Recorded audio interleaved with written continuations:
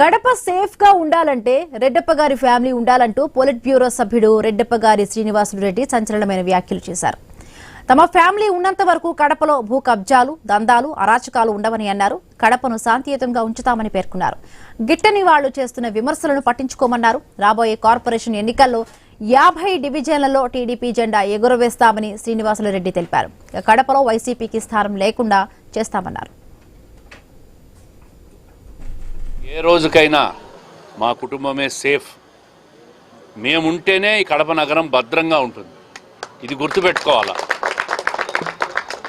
ఎక్కడ ఎవరిని ఇబ్బంది పెట్టడం కానీ, దౌర్జన్యాలు చేయడం కానీ, ఆస్తులు లాక్కోవడం కానీ, గుండాగిరీలు చేయడం కానీ, పోలీస్ స్టేషన్లో పంచాయతీలు జరగడం కానీ అటువంటి పరిస్థితులు ఈ ప్రభుత్వంలో కడపలో మా కుటుంబం నుంచి ఎమ్మెల్యేగా ఉన్నంత వరకు జరగవని చెప్పి ప్రజలకు హామీ ఇస్తూ ఉంటాం.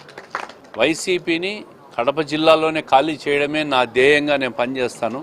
ఖచ్చితంగా కడపలో కార్పొరేషన్ 50కి 50 స్థానాలు రాబోయే రోజుల్లో గెలుచుకుంటామని చెప్పి స్పష్టంగా చెప్తా ఉంటాం. రెడ్డప్ప గారి కుటుంబం మీద ఉన్న నమ్మకంతో ఈరోజు వచ్చి తెలుగుదేశం పార్టీలో చేరుతా ఉండారు. వాళ్ళందరికీ స్వాగతం, సుస్వాగతం. అందరము చేయి పట్టుకొని కడప నియోజకవర్గాన్ని అభివృద్ధి బాటలో తీసుకెళ్దాము.